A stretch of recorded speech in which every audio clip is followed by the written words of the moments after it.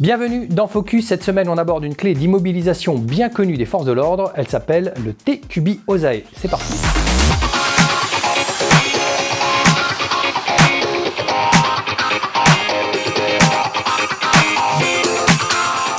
Cette semaine, on voit ensemble le TQB Osae, une clé de flexion au niveau du poignet pour infliger une douleur et immobiliser son partenaire. Une clé bien connue des forces de l'ordre, très utile en tout cas pour pouvoir à la fois immobiliser et transporter une personne récalcitrante sans pour autant la frapper.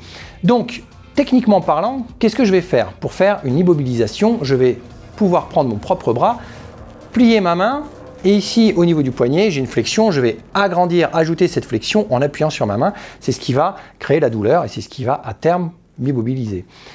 Par rapport à un partenaire, je me rends compte que si je prends son bras, si je viens fléchir son poignet, si j'appuie sur la main, le bras va descendre. Donc, en plus de ce levier, il va me falloir une base solide. Cette base, elle va être faite par mon propre corps. Et à terme, là, ce qui est intéressant, contrairement par exemple à l'udegatame que l'on a vu précédemment, ce qui va être intéressant, c'est que je ne vais utiliser qu'un seul de mes membres pour pouvoir faire la clé complète. Donc ici, je vais passer sous le triceps et je vais venir appuyer sur la main. On va s'approcher un petit peu.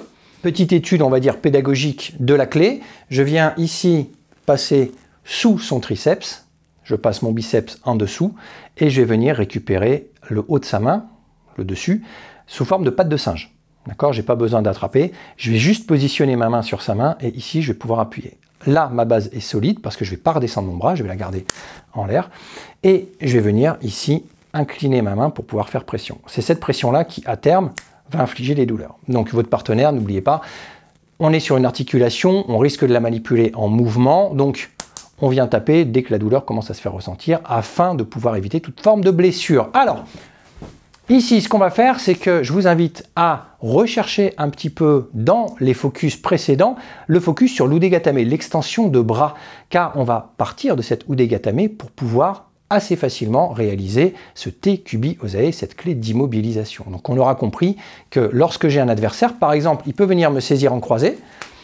L'idée, c'est de venir tourner, tirer sous forme de udegatame, et la main qui est au niveau du poignet va venir récupérer pour monter. Et là, je viens créer ma base. En haut, je crée mon levier. Je vais venir passer la main de l'autre côté pour pouvoir incliner. Et là, je fais ma pression.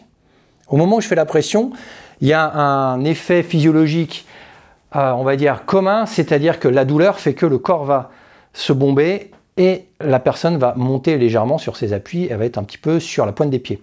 Donc c'est bien parce que ça va créer à la fois le déséquilibre, elle va être en forme, on va dire un peu banane, comme ça, un petit peu circulaire, ce qui va me faciliter le déplacement.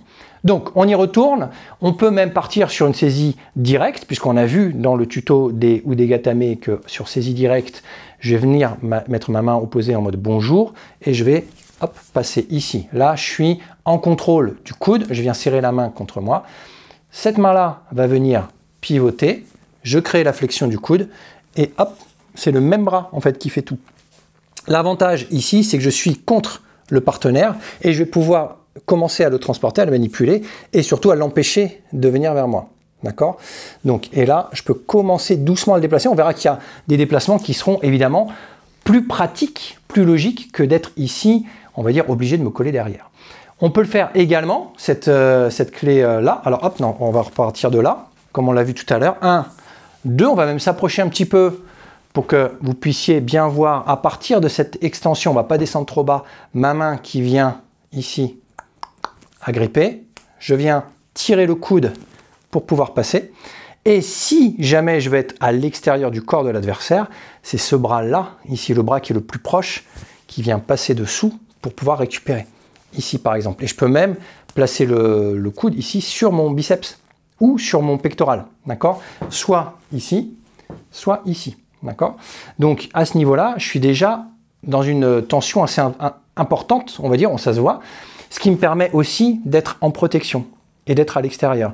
Le fait qu'elle se mette ici sur la pointe des pieds à cause de la douleur peut me permettre, moi, de rentrer et de faire tomber en arrière, d'aller chercher la projection puisqu'elle est sur ses appuis, on va dire, elle va se faire légère, donc elle sera plus facile à faire tomber. Donc, quand je suis ici, je travaille la verticalité, que ce soit ici ou ici. Mais en fait, pour la transporter, je vais être un peu plus logique que ce bras à la verticale. Donc, quand je suis là, on va le faire de ce côté-là. Je vais venir donc créer mon extension. Là, ce bras-là, je vais venir le ramener, un petit peu comme si je voulais amorcer un ou des garamis, hein, une flexion qui va travailler sur l'épaule.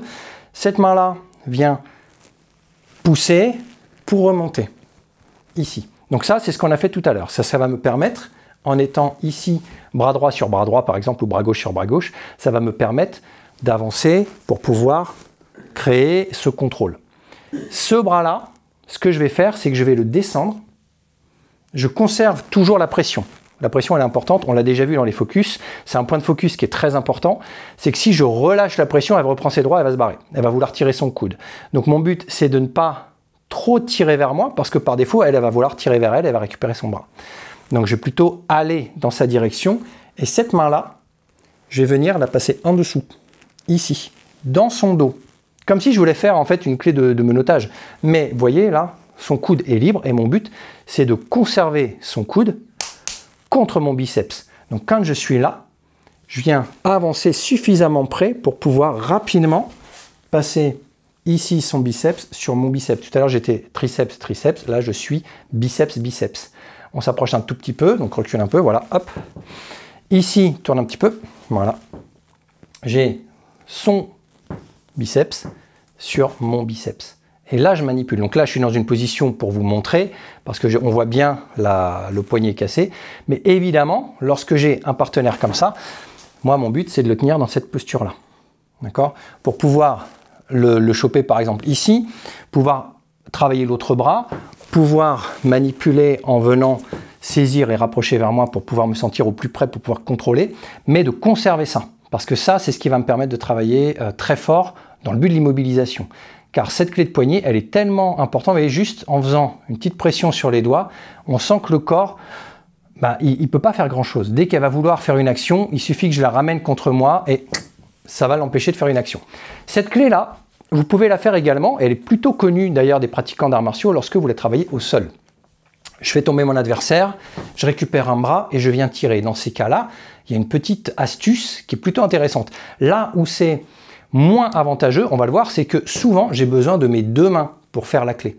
Ici, vous avez vu, j'ai toujours un bras de libre pour pouvoir frapper, me défendre, choper, je sais pas moi, des menottes, attraper, bloquer le bras de l'adversaire, éventuellement faire signe ou appeler au téléphone des secours, je sais pas. Mais en tout cas, je n'ai besoin que d'un bras. Lorsque je suis au sol, je vais avoir besoin des deux bras. Donc, ce qu'on va faire ici, on est en petite garde.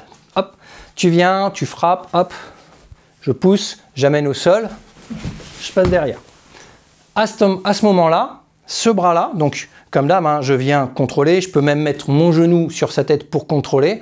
Je vais venir tirer, passer le coude ici à la verticale, passer mes mains en dessous et relever. Donc, on voit ici que le poignet, il est bien cassé. On a notre tecubiosae. Le coude est à la verticale. Et j'ai plus de besoin de base, en vrai. Puisque cette posture-là va juste me permettre, moi, de passer mes mains sous sa main et de remonter sur ma posture. Le fait d'utiliser la puissance de mes jambes pour remonter, ça va créer la flexion. Donc, 1, 2, et là, je vais remonter. C'est comme si je voulais remonter son corps. Et à partir du moment où je travaille ça, elle va déjà ressentir quelque chose.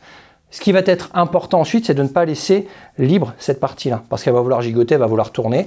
Donc, je viens m'installer de manière à ce que son bras soit calé, par exemple, sur ma cuisse ou sur mon ventre. Si je suis là, je sais qu'elle ne peut pas reculer son bras, elle ne peut pas l'avancer, elle est kidnappée d'une certaine façon. Et même si elle essayait de bouger, la douleur rendrait impossible toute action. Donc, aujourd'hui, on a vu une clé d'immobilisation sur un bras à l'extérieur, sur un bras à l'intérieur, avec une main relevée et une main à l'intérieur du dos. Et on a vu aussi une application au niveau du sol. N'hésitez pas à me dire si c'est le genre de clé que vous utilisez en club, par exemple, après des projections, pour pouvoir immobiliser au sol. Elle est plutôt, on va dire, appliquée dans ce sens-là, lorsque la personne est au sol, mais on voit que quand la personne est debout, ça permet quand même une immobilisation. Alors pourquoi est-ce que je passe régulièrement derrière la tête? On va imaginer, hop, j'ai fait un tecubiosae ici, d'accord? On a fait une extension de bras. Cette main-là vient rouler pour pouvoir récupérer. Si je suis là, Mon but, c'est de ne pas faire en sorte que mon partenaire vienne chercher la souplesse au niveau de son épaule et au niveau de ses mains. Donc si elle vient vers moi comme ça, elle va pouvoir me mettre un coup de boule, elle va pouvoir me frapper. Donc mon but, c'est d'éloigner cette épaule-là et d'éloigner son visage. C'est pour ça que je pourrais tirer l'épaule, mais c'est plus efficace en venant ouvrir comme ça. Là, si j'ouvre bien, je suis plutôt, on va dire, à l'abri de ces manipulations et elle ne pourra pas m'attraper pour me faire tomber.